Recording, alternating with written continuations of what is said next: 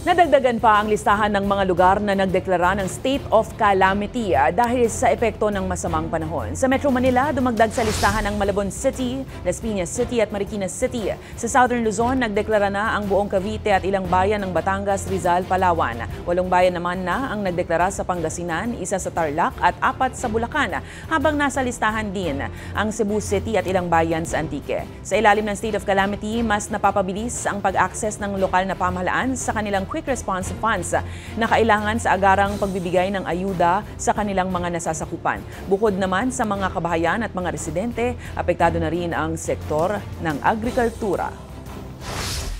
Pinakamalaking damage ang naitala sa Mimaropa at 121 million, especially itong probinsya ng Palawan at Occidental Mindoro dahil maliit lang yung damage sa palay at this is still within the acceptable limit doon sa ating projected losses every year because of typhoon.